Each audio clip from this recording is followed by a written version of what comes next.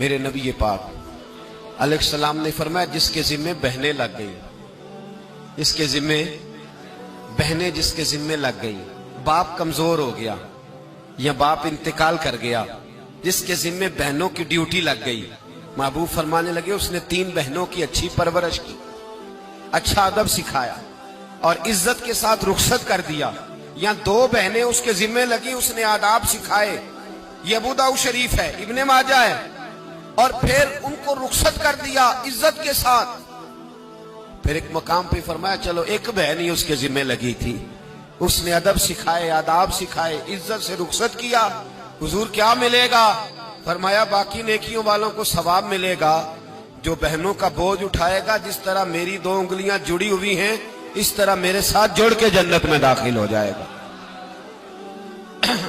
ابھی اس حق کا تعین کس نے کیا؟ نبی پاک صلی اللہ علیہ وسلم۔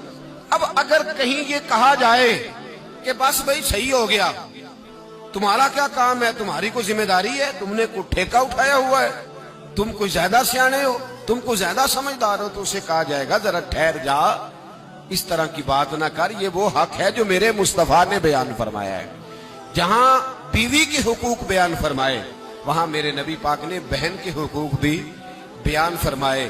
دیکھیے نا، جناب ام ہانی حضرت علی کی سگی ہمشیرہ تھی، نبی پاک صلی اللہ علیہ وسلم کی چچا زاد بہن تھی، پر اللہ کے رسول ہمیشہ انہیں تحفے بھیجا کرتے، ان سے محبت فرماتے، ان کے بچوں کے ساتھ پیار کرتے۔ فرمایا علی کی بہن نہیں، یہ میری بھی بہن ہے۔ کیا لوگوں کو تاریخ کی وہ بات یاد نہیں؟ آج میں نے دیکھا ہے بھائی کے پاس شاہ خرچیوں کے لیے بڑے پیسے ہوتے ہیں، بھائی کے پاس بڑا سرمایہ ہے، جب شاہ خرچیاں کرنی ہو، سال کے بعد 2-3 چکر کاغان نران کے بھی لگانے ہو تو اس کے پاس روپیہ ہے، پیسہ ہے، اور اگر اس کی اماں کہہ دے کہ بیٹا عید کا موقع ہے، کوئی پرانا جوڑا ہی اٹھا کے بہن کو دے آ، تو کہتا اماں حالات بڑے سخت ہیں، اب میں تمہیں کیا بتاؤں۔ ہمیں وہ بات یاد نہیں کہ نبی پاک کی رضائی بہن جناب شیمہ جب ان کے قافلے کے خلاف مسلمان لڑے، انہوں نے جنگ کی اور وہ قید ہو کے آئیں، تو حضرت ابو ہریرہ سے کہنے لگی جا کے مصطفیٰ کریم کو بتاؤ میں تمہاری بہن ہوں۔ حضرت ابو ہریرہ کہتے ہیں میں بی بی کا پرانا دوپٹہ دیکھتا، اس کی کیفیات دیکھتا، پھر جملے دیکھتا، مجھے سمجھ نہ آتی، تو میں نے جا کے حضور سے کہا کوئی شیمہ نام کی بی بی ہے، تو کہتے ہیں ابھی میں نے جملے بھی پورے ادا نہیں کیے، نبی پاک ممبر سے اٹھ کے کھڑے ہو گئے اور رسول پاک کی چادر مبارک ممبر پہ رہ گئی، محبوب اٹھ کے گئے اور پھر جناب شیمہ کو گھر لے گئے اور پھر فرمایا عائشہ کو بلاؤ، فاطمہ کو بلاؤ، سودا رفسہ کو بلاؤ، ان سب سے کہو آؤ دیکھو میری بہن میرے گھر میں آئی۔ یہ رشتوں کا احساس، یہ رشتوں کی کیفیات، یہ درد، یہ سوز، یہ حضور نے ہمیں تعین کر کے دیا ہے، یہ نبی پاک علیہ السلام نے ہمیں بتا کر کے دیا ہے۔ حضور نے ڈھیروں تحفے دیے اور ایسی آفر کی جس کے لیے امت تڑپتی ہے، ترستی ہے۔ حضور نے فرمایا شیمہ اگر تو پسند کرے تو تیرے لیے مدینے میں مکان نہ بنا دوں، اگر تو کہے تو یہاں تیرے لیے مکان نہ بنا دوں، جہاں 70,000 فرشتے روز سلامی دینے آتے، یہاں تیری پکی رہائش نہ کر دوں۔ عرض کی یا رسول اللہ میرے خامند کا گھر، میرے بچوں کا گھر، جہاں میں بیاہی گئی، جن کے حقوق آپ نے بیان فرمائے، میں وہاں جانا چاہتی ہوں۔ حضور نے ڈھیروں تحفے دے کے رخصت کیا۔ تو میرے بھائی بہن کا ایک حدیث ہے مشکات شریف، مشکات میں حدیث ہے، ایک حضور علیہ السلام کے صحابی تھے جو نبی پاک کی بارگاہ میں بیٹھے رہتے تھے، اس پر شارحین نے بڑا کچھ لکھا ہے، کہتے ہیں وہ علم دین حاصل کرتے تھے یا جہاد میں مصروف رہتے تھے۔ ان کا ایک بھائی تھا تو وہ تجارت کرتا تھا، کاروبار کرتا تھا، یہ مشکات ہے۔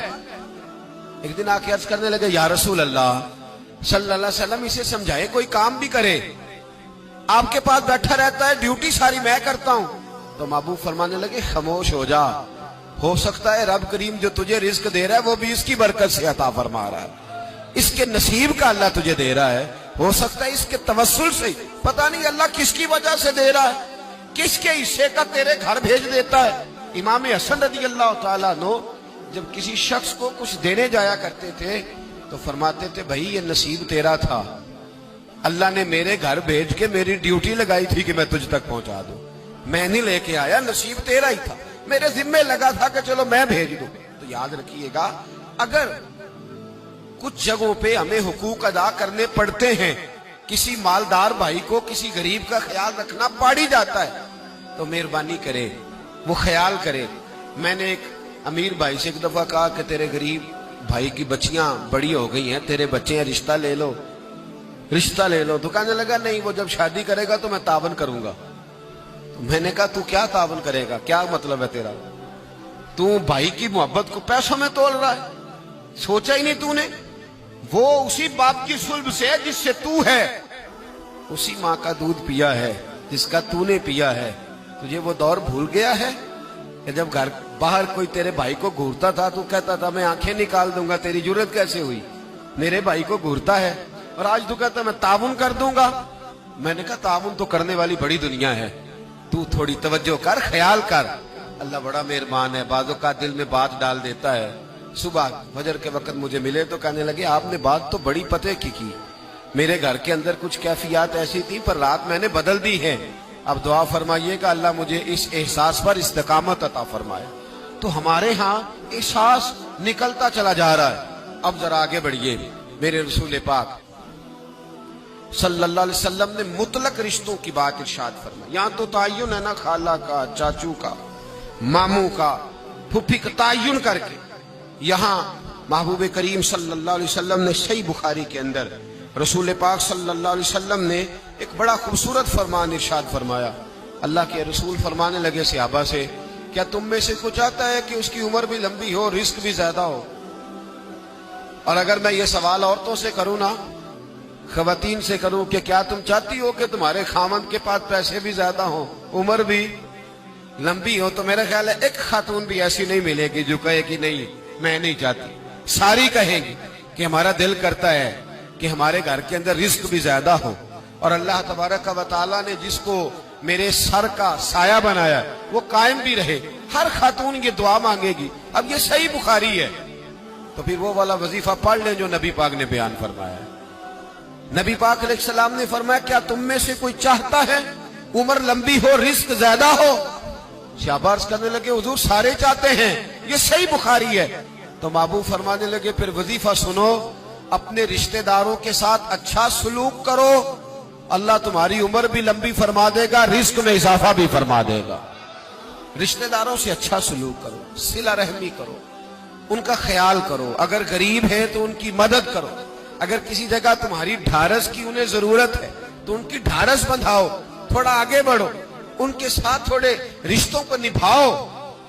तुम तो सिर्फ एक रिश्तेदार की हौसला अफजाई करोगे, बीमार होगा तो तीमारदारी करोगे, किसी तकलीफ में जाके उसकी दिलजोई करोगे, अल्लाह तुम्हें उसका इनाम ये देगा कि रब तबारक व तआला तुम्हारे रिस्क में भी इजाफा फरमा देगा और तुम्हारी उम्र को भी लंबा फरमा देगा। अब हमारे यहाँ होता यह है कि लोग कहते हैं जी मेरा रिश्तेदार सख्त बहुत है, बड़ा सख्त है।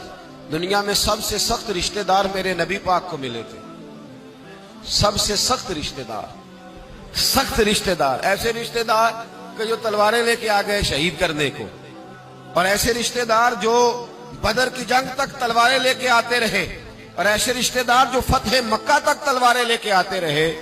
लेकिन जिस दिन उन्होंने नरमी फरमाई, मेरे महबूब ने फरमाया तुम तो सिर्फ नरमी करोगे, मुझे तो अल्लाह ने रहमत लिल आलमीन बना के भेजा। मेरे महबूब पाक अलैहिस्सलाम ने करम के दरवाजे ही खोल दी, हुजूर ने रहमतें फरमा दी। हमारे अंदर की वो घुटन और मिजाज का वो कमजोरपन और वो जो हम अंदर से बुज़दिली दिखाते हैं रिश्तेदारों के मामले में, वो बहुत सारी जगहों पे हमारा नुकसान करती है। अपने रिश्तेदारों के साथ थोड़े से मामलात को बेहतर रखना।